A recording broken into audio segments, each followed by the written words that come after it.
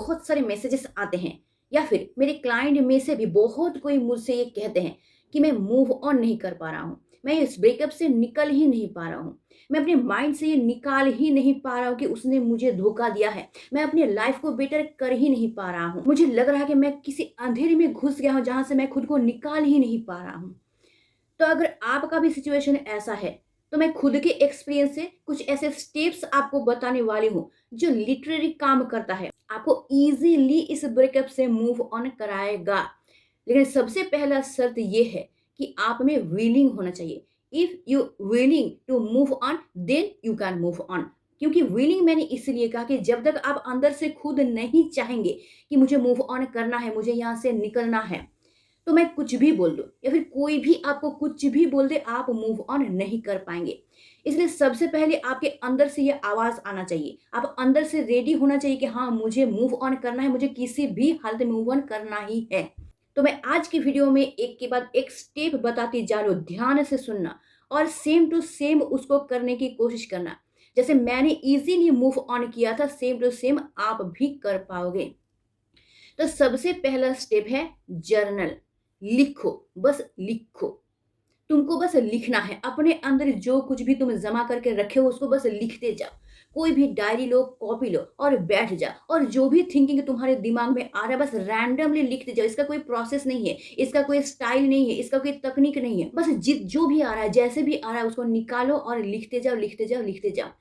क्योंकि जब तुम लिखते हो तो तुम्हारे अंदर जो कुछ भी रहता है सारा बाहर निकल के आता है। जो भी अच्छा रहता है, जो भी बुरा रहता है, सब कुछ बाहर निकल के आता है। क्योंकि अगर तुम अपना इमोशन, अपना फीलिंग्स किसी को बताने जाओगे, समझाने जाओगे, सुनाने जाओगे, तो कोई भी इंसान ऐसा नहीं है जिसको सही तरीके से समझ पाएगा, कोई भी नहीं। बस दिखावा करेगा, हाँ, वो समझ रहा है तुमको या फिर तुमको दिलासा देगा, तुमको थोड़ा-सा चुप कराने की कोशिश करेगा, लेकिन जेनुइनली कोई नहीं समझेगा। और एक समय ऐसा आएगा जब तुम बार-बार, बार-बार जाके अपने दोस्तों को या फिर अपने रिलेटिव या अपनों को, जिसको तुम बहुत अपना समझते हो, उसको बार-बार, बार-बार जब तुम अपना कहानी सुनाने जाओगे ना, तो एक समय वो लोग भी इरिटेट हो जाएँगे, वो लोग भी बोर हो जाएँगे तुम्हारी कहानी से और फिर एक समय वही लोग तुमको बोल देंगे कि अब बस करो, अब बहुत हो गया भाई, अब ये सब बंद करो और तुम इससे छुटकारा पाने की कोशिश करो, इससे निकलने की कोशिश करो।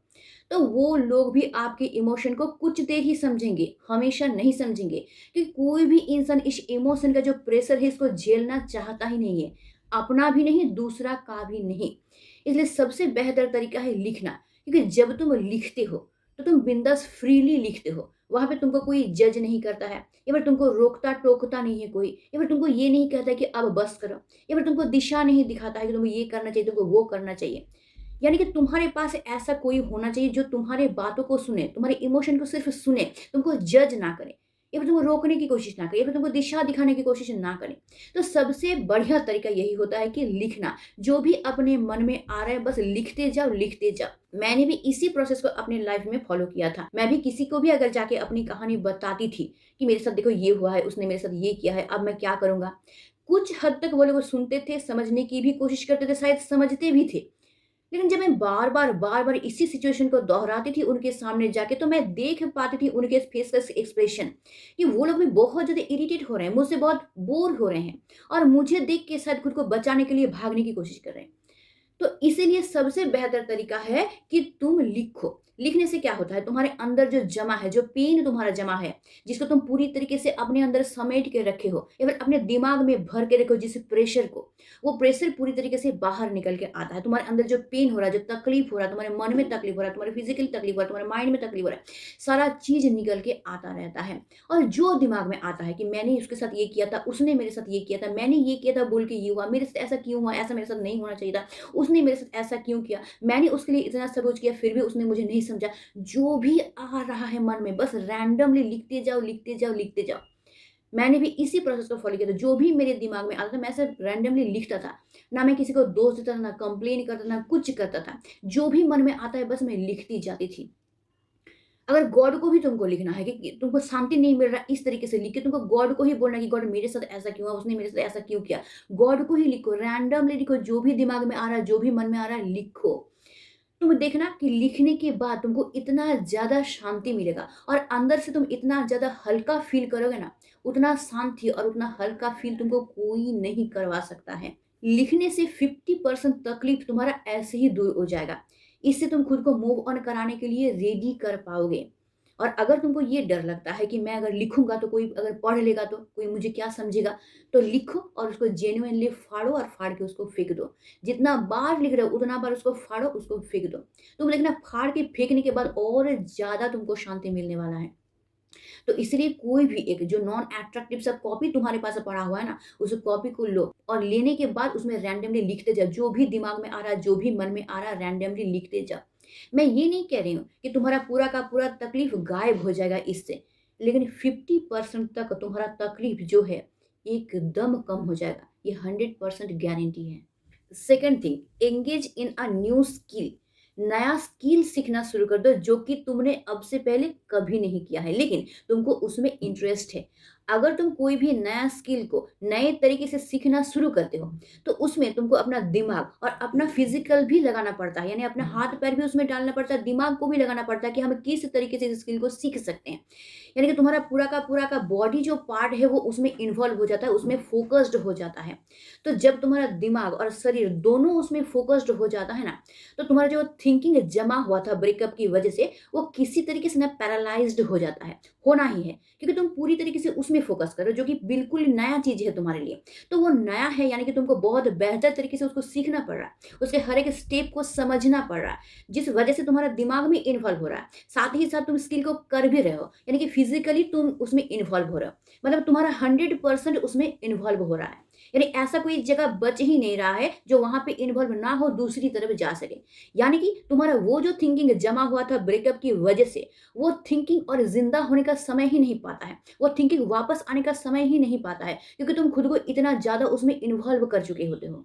तो ये एक हेल्दी डिस्ट्रक्शन है, मतलब ऐसा कोई स्किल, ऐसा कोई हॉबी तुमको चूज करना है जिसमें तुमको दिमाग तो लगाना पड़ेगा ही साथ तुमको फिजिकली भी उसमें इन्वॉल्व होना है। मतलब दिमाग से सोचना है कि इसके बाद मुझे कौन सा स्टेप करना है, उसके बाद मुझे कौन सा स्टेप करना है, और साथ ही साथ तुमको उस स्किल को हाथ पैर से अपना करना भी है। अगर इस तरीके का स्किल को चूज करके या फिर हॉबी को चूज करके तुम उसको करते हो, तो देखना धीरे धीरे तुम पूरा उसी में इन्वॉल्व हो जाओगे। तो तुम्हारे पास समय भी नहीं बचेगा, तुम्हारे थिंकिंग को भी वो समय नहीं मिलेगा कि उसके बारे में सोचने के लिए, अपने ब्रेकअप के बारे में, अपने पेन के बारे में सोचने के लिए। जैसे एज एन एग्जाम्पल मैं कहना चाहती हूँ कि मैंने नीटिंग कभी नहीं किया है, तो मैं अगर नए तरीके से नीटिंग को सीखना शुरू करती हूँ, तो मुझे सबसे पहले उसके स्टेप्स को जानना पड़ेगा, उसके स्टेप्स को सीखना पड़ेगा, उसके प्रोसेस को सीखना पड़ेगा। उसके प्रोसेस को सीखने के बाद मुझे फिजिकली उस चीज़ को पकड़ के उस नीटिंग को मुझे करना भी पड़ेगा। तो मैं जब कर रही हूँ, तो मैं फिजिकली भी उसमें इन्वॉल्व हो रही हूँ, साथ ही साथ मैं सोच भी रही हूँ कि इस स्टेप करने के बाद मुझे कौन सा स्टेप करना है। मतलब मेरा 100% फोकस चला जा रहा है उस नीटिंग में। तो मैं अगर नीटिंग पहली बार सीख रही हूँ, तो मुझे ये भी सीखना पड़ेगा कि उसको पकड़ना कैसे है, फिर साथ में सूता को घुमाना कैसे है, मतलब हर एक चीज़ मुझे सीखना पड़ेगा। तो इसमें चाहूँ ना चाहूँ पूरी तरीके से दिमाग मेरा वहीं पे इन्वॉल्व हो जाएगा, और साथ ही मैं कोशिश भी कर रही हूँ तो मैं फिजिकली भी इन्वॉल्व हो रही हूँ। मतलब पूरा का पूरा कंसंट्रेशन मेरा वहाँ पे है, तब मुझे सोचने का समय नहीं मिलेगा। लेकिन ऐसा कोई काम जो कि मुझे पता है, जैसे कि कुकिंग, कुकिंग मुझे पता है, तो मेरा दिमाग ऑटोमेटिकली एडॉप्ट है, मुझे पता है कि इसके बाद ये करना है, उसके बाद वो करना है, उसके बाद वो करना है। तो जो चीज़ पूरी तरीके से एडॉप्ट हो जाता है, हमारा शरीर सहन कर लेता है, तो तुम देखना कि कुकिंग करते-करते भी तुम सोचने लगोगे, तुम्हारा थिंकिंग उधर जाएगा। तो इसलिए ऐसा कोई चीज़ तुमको चूज़ करना है जो तुमने ज़िंदगी में कभी किया ही नहीं है, तुम पहली बार कर रहे हो और एकदम ज़ीरो से तुम सीख रहे हो। तब जाके तुम्हारा पूरा का पूरा एफर्ट उसमें लगेगा, तुम्हारा दिमाग भी लगेगा, तुम्हारा फिजिकल जो बॉडी पार्ट है वो भी उसमें इन्वॉल्व होगा, पूरी तरीके से तुम इन्वॉल्व हो जाओगे। तब जाके तुम्हारा वो थिंकिंग, ब्रेकअप का जो थिंकिंग है वो धीरे-धीरे पैरालाइज़्ड हो जाएगा, तुम धीरे-धीरे उससे डिस्ट्रैक्ट हो सकोगे, उससे दूरी तुम बना पाओगे। इसलिए ऐसा कोई स्किल को चूज़ करना है जो कि तुम्हारे लिए बिल्कुल नया हो, तुमने ज़िंदगी में कभी उसको किया ही नहीं है।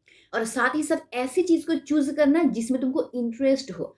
क्योंकि अगर तुमको इंटरेस्ट नहीं रहेगा ना, तो करते-करते तुम बोर फ़ील करोगे, और जब तुम बोर फ़ील करोगे उसको छोड़ के फिर तुम उसी थिंकिंग में डूब जाओगे। इसलिए 2 चीज़ ध्यान में रखना है कि ऐसा कोई चीज़ सीखेंगे जो बिल्कुल मेरे लिए नया है, दूसरा मुझे उसमें इंटरेस्ट है, मुझे वो करने में खुशी मिल रही है, मुझे वो करने में आनंद मिल रहा है, मुझे इंटरेस्ट आ रहा है, मेरे अंदर से एफर्ट आ रहा है कि हाँ, मुझे इसको करना है, करना है। तो इस चीज़ को ध्यान में रख के तुमको हॉबी या फिर स्किल को चूज़ करना है। जैसे कि अगर तुम कभी जिम गए ही नहीं हो, तो जाओ, पहली बार जाओ जिम में। जिम में जाते ही जो इंस्ट्रूमेंट तुमको दिखेगा ना, उसी में तुम्हारा दिमाग घूमेगा कि कौन सा इंस्ट्रूमेंट किसके लिए यूज़ होता है, कैसे यूज़ होता है, मैं इसको कैसे यूज़ यूज़ करूँगा, तब देखना पूरा का पूरा दिमाग तुम्हारा वहाँ पे फ़ोकस्ड होके रह जाएगा। और साथ ही साथ क्या ना, तुम कुछ नया सीख रहे हो जिसमें तुमको इंटरेस्ट है, तुमको पता है कि अगर मैं इसको करूँगा तो मेरा फ़ायदा होने वाला है।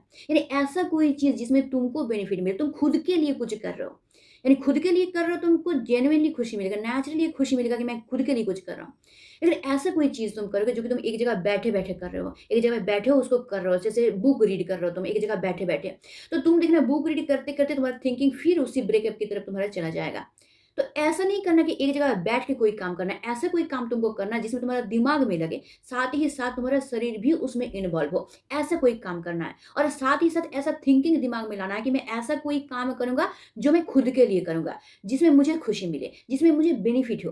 क्योंकि अब तक मैंने जो किया था उस इंसान के लिए किया था, उस इंसान को खुश करने के लिए किया था, मैं खुद को पूरी तरीके से भूल गया था। लेकिन अभी मैं क्या करूँगा, मैं खुद के लिए करूँगा कि मैं खुद कैसे खुश रहूँ, खुद को ठीक कैसे रहूँ, खुद को बेनिफिट कहाँ मिलेगा, इसके लिए मैं करूँगा। तो जब तुम देखोगे कि ऐसा कोई काम तुम करो जिसमें तुमको खुद को बेनिफिट मिल रहा है, साथ ही साथ तुमको खुशी भी मिल रहा है, तो देखना ऑटोमेटिकली तुमको उसमें इंटरेस्ट आएगा। और क्योंकि तुमको इंटरेस्ट आएगा, तुमको बेनिफिट मिलेगा, तुम खुश हो रहे हो, तो तुम कभी भी उसमें बोर फील नहीं करोगे। तुमको कभी भी ऐसा नहीं लगेगा और नहीं करना है मुझे, मैंने बहुत कर लिया और नहीं करना है। क्योंकि जब तुम बोर फील करोगे तब देखना फिर से तुम्हारा दिमाग उसी थिंकिंग की तरफ जाने के लिए दौड़ेगा। यानी तुम खुद को डिस्ट्रैक्ट नहीं कर पाओगे। इसलिए इन सब कुछ चीज़ों को तुमको दिमाग के में रख के तुम्हारे हॉबी या फिर स्किल को तुमको चूज़ करना है। Step 3, stop listening to sad music. कोई भी बॉलीवुड सॉन्ग या फिर गज़ल टाइप का कोई भी ऐसा सैड सॉन्ग जो पूरी तरीके से इमोशनली अटैच करता हो आपको, यानी कि अंदर से एक मीठा-मीठा दर्द होता हो, जो थिंकिंग में आप डूब के रहना चाहते हो, उस थिंकिंग में और ज़्यादा डूब जाते हो। आपके चारों तरफ का एनवायरनमेंट वैसा तैयार हो जाता है, आपके दिलो-दिमाग में वही थॉट आने लगते हैं। तो इस टाइप का सैड सॉन्ग आपको बिल्कुल नहीं सुनना है। मतलब अगर इस टाइप का सॉन्ग आप सुनते हो, तो आप खुद अपने हाथों से खुद को और अंधेरे की तरफ ढकेलते हो। मतलब आप तो इमोशनली टूटे हुए हो, यानी एक गड्ढे में ऑलरेडी आप गिरे हुए हो, ये गाना सुन के तुम और क्या कर रहे हो, गड्ढे को और गहरा कर रहे हो और उसको कुआँ बना रहे हो ताकि और ज़्यादा उसमें धँस सको तुम, और ज़्यादा खुद का बुरा तुम कर सको, और ज़्यादा अपने दिमाग का धज्जियाँ तुम उड़ा सको। तो इस टाइप का सैड सॉन्ग बिल्कुल सुनना ही नहीं है, जितना तुम्हारा मन खींचे उस तरफ, जितना इमोशनली अटैच हो जाओ तुम उसकी तरफ, तुमको बिल्कुल उस गाने को अपने से दूर हटाना है, सुनना ही नहीं है तुमको। यानी कि ऐसा गाना अगर तुम सुनते हो, तो तुम खुद को इमोशनली उसमें इन्वॉल्व कर देते हो। सोचो ऐसा कोई गाना सुन रहे हो कि हाँ, मुझे फिर से वहाँ पे वापस जाना है, तो तुम्हारे दिमाग में थिंकिंग आएगा, हाँ, मुझे भी शायद फिर वापस जाना है उसके ऊपर। तुम फिर क्या करोगे ना, उसके पीछे-पीछे चल दोगे। या फिर ऐसा कोई गाना है कि भाई हाँ, मुझसे गलती हो गया है, मेरी गलती को मुझे सुधारना है, उसको मनाना है, इस टाइप का कोई गाना है, तो तुम्हारे दिमाग में वही आएगा कि हाँ, मुझसे गलती हो गया है, मुझे उसको मनाना चाहिए। फिर तुम चले जाओगे उसको मनाने के लिए। मतलब तुम क्या कर रहे हो, अपने हाथों से फिर से उसी सिचुएशन में खुद को धकेल रहे हो। क्योंकि उस सिचुएशन में आप ऑलरेडी इमोशनली अटैच्ड होते हो। तो गाने में जो भी वर्ड्स आप सुनते हो, वो आपको और ज़्यादा इंस्पायर करता है। आपको लगने लगता है कि हाँ, मुझे यही करना चाहिए, और आप उसकी तरफ पूरी तरीके से खींचे चले जाते हो। तो इसलिए आपको पूरी तरीके से इन सब गानों को अवॉइड करना है। ये सब गाना बिल्कुल सुनना ही नहीं है। इसके बदले आपको ऐसा गाना सुनना है जो कि आपको खुशी दे, जिसमें आपको झूमने का मन करे, जिसमें आपको नाचने का मन करे, जिसमें आपको बिंदास जीने का मन करे। इस टाइप का गाना आपको सुनना है। तो अब ये आपके ऊपर है कि आप कब डिसाइड करते हो कि नहीं, मुझे और उस तरफ नहीं जाना है। क्योंकि आप जितना लेट करोगे, आप जानते हो कि आपका प्रेशियस टाइम आप उतना ही वेस्ट कर रहे हो। कि आप एक गाना सुन-सुन के सोच रहे हो। एक समय ना एक समय तो आपको लगेगा मुझे मूव ऑन करना है और मुझे नहीं जाना है, क्योंकि आपको भी पता है कि भाई वापस तो खुद के पास ही आना है। आप आज आए, चाहे 6 महीने बाद आए। तो आपको डिसाइड करना है कि क कब आपको डिसीज़न लेना है कि मुझे उस तरफ और नहीं जाना है। अगर 6 महीने बाद आप डिसाइड लेते हैं कि 6 महीने बाद आपको थॉट आता है कि मुझे उस तरफ नहीं जाना है, मतलब आप 6 महीना प्रीशियस टाइम आपका पूरी तरीके से वेस्ट कर चुके होते हैं। लेकिन अगर आपको 10 दिन बाद याद आता है कि नहीं भाई, मुझे उस तरफ और नहीं जाना है, मतलब 10 दिन ही आपका वेस्ट हुआ है, उसके बाद और नहीं वेस्ट होगा। उसके बाद धीरे-धीरे, धीरे-धीरे आप क्या करेंगे, खुद के पास वापस आएँगे, खुद के बारे में सोचेंगे, खुद को ग्रो करने के बारे में सोचेंगे, खुद कैसे अच्छा रहेंगे, खुश रहेंगे, खुद को और आगे कैसे बढ़ाएँगे, इसके बारे में सोचेंगे। तो ये पूरी तरीके से आपके ऊपर है। तो आप जितना ज़्यादा सैड सॉन्ग सुनेंगे, उतना ज़्यादा आप लेट करेंगे खुद को मूव ऑन कराने के लिए। तो इसलिए सबसे बेहतर तरीका है कि पूरी तरीके से स्टॉप कर देना है। कोई भी सैड सॉन्ग को आपको परमिशन देना ही नहीं है अपने पास आने के लिए। तो इससे क्या होगा कि आप और रैपिडली और जल्दी-जल्दी खुद को मूव ऑन कराने के लिए तैयार कर पाएँगे। और नहीं तो फिर से वही थिंकिंग में डूब जाएँगे, फिर से वही अंधेरे में डूब जाएँगे, और खुद को फिर से वापस लाना बहुत ज़्यादा आपके लिए मुश्किल हो जाएगा और बहुत ज़्यादा टाइम टेकिंग भी हो जाएगा। क्योंकि आखिर तक आपको मूव ऑन करना ही है, क्योंकि हमेशा के लिए कोई साथ नहीं देने वाला है आपका। आप आज से 10 साल बाद जाके बोलेंगे, किसी दोस्त को सुनाएँगे कि भाई मैं जब 5th स्टैंडर्ड में था, मेरा ब्रेकअप हुआ था, तो हार्ट ब्रोक हुआ था मेरा, तो मैं अभी तक मूव ऑन नहीं कर पा रहा हूँ। हँसेंगे सब ये सुन के, कुछ हद तक शायद सुनेंगे भी, इंटरेस्ट भी लेंगे, आपको समझाने की भी कोशिश करेंगे, लेकिन कितना दिन तक?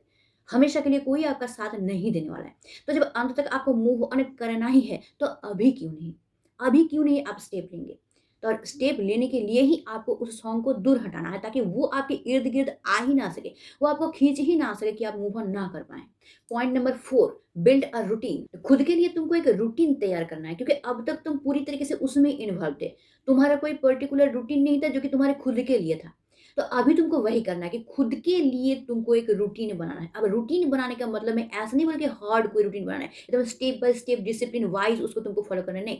नॉर्मली तुमको बेड से उठना है, उठने के बाद जाओ, ब्रश योर टीथ, उसके बाद एक शावर लो, शावर लेने के बाद थोड़ा-सा वर्कआउट करो, वर्कआउट करने के बाद थोड़ा-सा खाना खाओ, खाना खाने के बाद तुम्हारा जो हॉबी है, जो स्किल है उसको करो, बुक पढ़ो या फिर घूमने जाओ या फिर म्यूज़िक सुनो, ऐसा कुछ करो। करने के बाद थोड़ा बहुत बातचीत करो, दोस्तों के साथ या फिर फैमिली मेंबर के साथ थोड़ा बहुत बातचीत करो, या फिर खुद के लिए कुछ टाइम निकालो, या फिर खुद अपनी लाइफ में कुछ जॉब करना चाहते हो, काम करना चाहते हो, उसके बारे में सोचो, या फिर पढ़ाई कर रहे हो उसके बारे में सोचो, और कैसे ग्रो करोगे इसके बारे में सोचो। शाम को भी थोड़ा बहुत टहलने जाओ, खुद के लिए टाइम निकालो, या थोड़ा बहुत टीवी देखो, थोड़ा बहुत मोबाइल देखो, फिर जाओ, फिर रात को थोड़ा बहुत बुक वगैरह पढ़ो, फिर सो जाओ। इस तरह के कैजुअल जो रूटीन होता है, जो सिर्फ़ और सिर्फ़ तुम्हारे लिए होगा। पहले-पहले एक कैज़ुअली रूटीन तैयार करना है, फिर उसी में तुमको थोड़ा बहुत डिसिप्लिन ऐड करना है। डिसिप्लिन मतलब क्या? वो जो तुम्हारा हॉबी है, वो जो तुम्हारा स्किल है, उसको तुमको डेवलप भी करना है, उसके लिए तुमको करना है। या फिर तुम कोई जॉब करो या फिर तुम पढ़ाई करो, उसमें तुमको डेवलप करना है। तो धीरे-धीरे उस रूटीन में तुमको चेंज लाना है, और चेंज लाके ऐसा चेंज लाना है ताकि उसमें से तुम्हारा भलाई हो, मतलब तुम्हारा इंटरेस्ट हो उसमें, तुमको बेनिफिट मिले, तुम्हारा भलाई हो, सिर्फ़ और सिर्फ़ तुम अच्छे रहो, तुम खुश रहो। क्योंकि हर एक इंसान को रूटीन की ज़रूरत होती ही है, क्योंकि जब तुम एक रूटीन में आ जाते हो ना, तो तुम एक डिसिप्लिन वाइज़ चलना शुरू कर देते हो। तब होता क्या कि तुम्हारे लाइफ में कुछ बुरा वक़्त भी आ रहा है, तब भी तुम रूटीन वाइज़ चल रहे हो। तुम्हारे लाइफ में अच्छा वक़्त भी आ रहा है, तब भी तुम रूटीन वाइज़ चल रहे हो। मतलब रूटीन तुम्हारा एक सहारा बन जाता है, जिसके ज़रिए तुम अपनी लाइफ को आगे बढ़ाते हो। इसलिए लाइफ में एक रूटीन रहना बहुत ज़्यादा ज़रूरी होता है। साथ ही साथ एक डिसिप्लिन रहना। रूटीन तो हम बना लिए, लेकिन हम उसको फ़ॉलो नहीं कर रहे हैं। तब जाके तुम्हारा कोई भी बेनिफिट नहीं होने वाला है, या फिर तुम मूव ऑन बिल्कुल कर ही नहीं पाओगे। तो सबसे पहले कि एक रूटीन तुमको ज़रूर बनाना है, साथ ही साथ तुमको डिसिप्लिन भी बनाना है, कि ताकि तुम उस रूटीन को सही तरीके से फ़ॉलो कर सको। और रूटीन एक ऐसा चीज़ होता है जो कि हम लोग को बचाता भी है। जैसे हमारे लाइफ में अगर कुछ ऐसा चीज़ आ जाता है कि हम लोग गड़बड़ा जाते हैं, रूटीन हम लोग का बहुत उल्टा-फुल्टा हो गया है।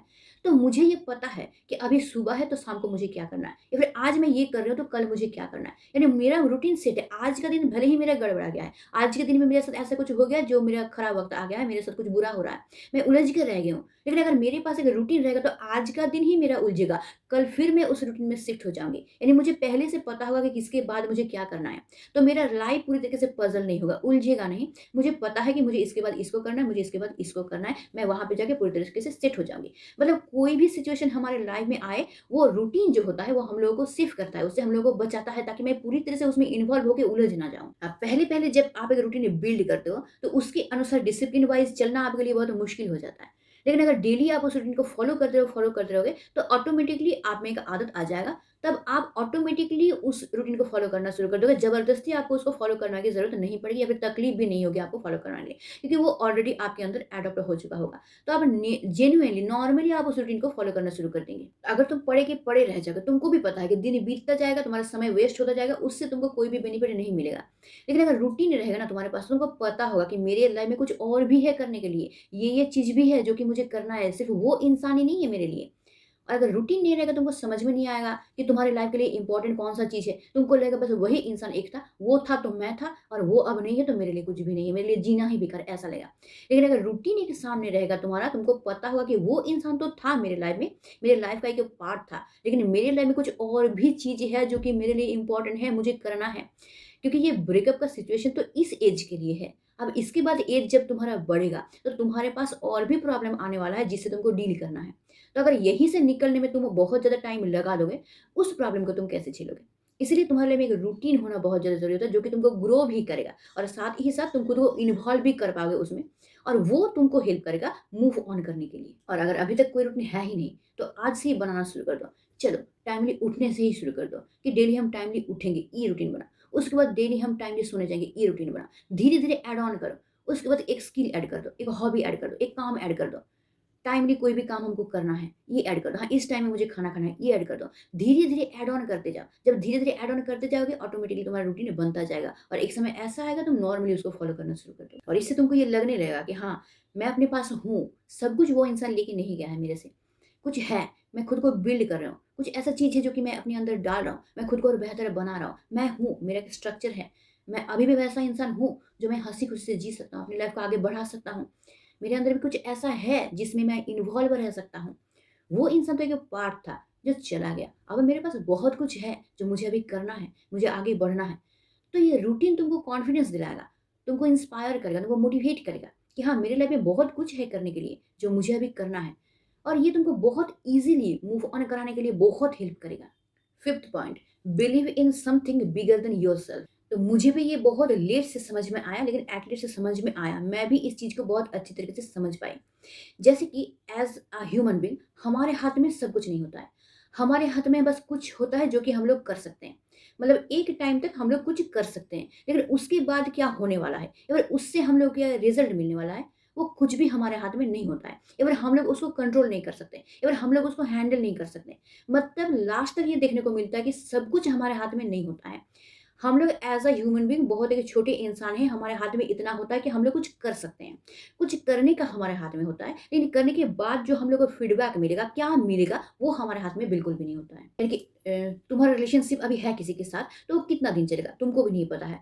या फिर वो ब्रेकअप होगा कि नहीं होगा, ब्रेकअप से तुम मूव ऑन कर पाओगे, नहीं पाओगे, तुम कुछ भी तुम्हारा तुमको पता नहीं है, तुम्हारे अंदर कुछ भी नहीं है, फिर तुम कुछ करियर को लेके आगे बढ़ो, वो करियर कितना दिन तक चलेगा, सही तरीके से चलेगा भी नहीं चलेगा। फ्यूचर के बारे में कुछ भी तुमको पता है नहीं। तो जिसके बारे में तुमको पता है ही नहीं, उसके बारे में सोच के तुम क्या करोगे? इससे अच्छा ये है कि लेट इट गो, जाने दो। बस करना तुम्हारे हाथ में, तुम करते रहो। तो इसके लिए तुमको क्या करना पड़ेगा? खुद को सौंपना पड़ेगा किसी के ऊपर। तो सौंपेंगे किसके ऊपर हम लोग? जो कि हमसे कोई बिगर होगा, हम लोगों को लगा हमसे बेटर है। और हम लोगों से बेटर कोई ह्यूमन बीइंग नहीं हो सकता है। यानी कि हम लोगों को क्या करना पड़ेगा? यूनिवर्स के ऊपर सब कुछ छोड़ देना पड़ेगा। यानी करना हमारे हाथ में है, हम करते जा रहे हैं और इसके बाद हम लोगों को क्या करना है ना, तुम्हारे ऊपर छोड़ दे रहे हैं, यूनिवर्स के ऊपर छोड़ दे रहे हैं कि अब इसके आगे क्या होगा ये तुम्हारे हाथ में है। यानी खुद को सौंप देना, अब तुम्हारे हाथ में है, तुमको जो करना है मेरे साथ तुम वो करो, मुझे बस आता है करना, मैं कर रहा हूँ, करने के बाद मैं आगे बढ़ रहा हूँ। बाकी इसके बाद क्या रिज़ल्ट मिलेगा, क्या होने वाला है, ये सारा चीज़ किसी और के ऊपर है। तो इसके लिए तुमको क्या करना पड़ेगा? यकीन रखना पड़ेगा, बिलीव करना पड़ेगा, खुद को सौंपना पड़ेगा, लेट ऑन करना पड़ेगा, लेट इट गो, जाने दो। मैंने जो करना था मैंने कर दिया। इसके बाद मुझे क्या मिलेगा मुझे खुद भी नहीं पता, क्योंकि फ्यूचर में क्या होने वाला है इसका प्रेडिक्ट भी हम लोग नहीं कर सकते हैं। तो मुझे जिसके बारे में पता ही नहीं है उसके बारे में सोच के दिमाग खराब करके मैं क्या करूँगा? तो मेरे हाथ में जो है मुझे वो करना है। बाकी मुझे बिलीव करना है ऐसे किसी के ऊपर जो कि मुझसे बिगर हो, मुझसे बेटर हो। तो ऐसा किसी के ऊपर बिलीव होना चाहिए जो कि ये पूरी दुनिया बनाए। मैंने ये दुनिया नहीं बनाया, किसी और ने बनाया, हर एक चीज़ किसी और ने बनाया, मुझे भी किसी और ने बनाया। तो मेरा लाइफ़ भी किसी और ने लिखा है। क्योंकि मेरा लाइफ़ मैंने नहीं लिखा। अगर मेरा मेरा लाइफ़ मैंने लिखा होता तो मैं तो कुछ और ही लिखती ना, मैं बेटर लिखती खुद के लिए, मैं तो ये प्रॉब्लम आने ही नहीं देती अपनी लाइफ़ में, है ना? तो मैंने अपनी लाइफ़ के बारे में भी नहीं लिखा है, वो भी किसी और ने लिखा है जो कि मैं अभी कर रही हूँ। तो कोई भी चीज़ अगर मैंने किया ही नहीं है, तो उसके ऊपर मेरा कंट्रोल भी नहीं है, मैं उसको कंट्रोल चाह कर भी नहीं कर सकती हूँ। बहुत कोई को ये लगता है कि अगर हम लोग मनी को अगर हासिल कर सके तो सारा चीज़ ठीक हो जाएगा, सारा चीज़ सही हो जाएगा। मनी आएगा, आपकी लाइफ़ को शायद थोड़ा बहुत सेटल कर पाएगा, लेकिन आपके अंदर जो पेन है, आपके अंदर के पेन को वो क्या गायब कर पाएगा? मनी क्या आपके तकलीफ़ को शेयर कर पाएगा? आप जो ये स्टेज से गुज़र रहे हैं, क्या इसको सही कर पाएगा? आपका जो तकलीफ़ है, आपको जो मूव ऑन करने के लिए इतना टाइम देना पड़ा, इसको क्या सेटल कर पाएगा? और अगर पैसा सब कुछ कर रहा होता, कर सकता, तो बड़े से बड़ी, अमीर से अमीर इंसान फिर इतने स्ट्रेस से क्यों गुज़र रहे हैं? वो इतने डिप्रेशन में क्यों जा रहे हैं? वो और क्यों कोशिश करें, मुझे और ग्रो करना, क्योंकि उसके पास तो ऑलरेडी मनी है। फिर वो क्यों काम कर रहे हैं, क्यों प्लान कर रहे हैं अपनी लाइफ़ का, है ना? यानी कि मनी ट्रुथ नहीं होता है, मनी सब कुछ नहीं होता है जो कि हमारी लाइफ़ को पूरी तरीके से सेटल कर सकता है। तो हमको ये सोचना चाहिए कि हमारे साथ में कौन है? हमारे साथ में कौन रहेगा? जब मेरा लो सिचुएशन चल रहा है तो मेरा साथ कौन दे रहा है? दोस्त, दोस्त कुछ समय तक साथ देंगे, पेरेंट्स वो भी हमेशा नहीं रहेंगे। तो कौन साथ देगा? तुम जब तकलीफ़ में होते हो तुमको कौन सबसे पहले याद आता है? किससे तुम माँगते हो कि मुझे इस तकलीफ़ से निकाल? तुम उसी से माँगते हो जो कि तुम्हारे जन्म के पहले से चला आ रहा है और तुम्हारे ख़त्म होने के बाद भी वो चलता ही रहेगा। मतलब ऐसा कोई जो कि पूरी हर एक चीज़ को कंट्रोल कर रहा है। तो जब वो हर एक चीज़ को कंट्रोल कर रहा है तो तुमको भी उसके ऊपर यकीन होना चाहिए, वही ट्रुथ है। और अगर यकीन नहीं आ रहा है तो पढ़ो, जिस भी चीज़ पे तुम यकीन करते हो पढ़ो। गीता पढ़ो, बाइबल पढ़ो, कुरान पढ़ो, गुरु ग्रंथ साहिब पढ़ो, हर एक चीज़ को पढ़ो। जिसमें तुमको ट्रस्ट है उसको पढ़ो। तुमको पता चलेगा हर एक की चीज़ में एक ही चीज़ लिखा हुआ है, कर्म करो। बस कर्म करते जाओ।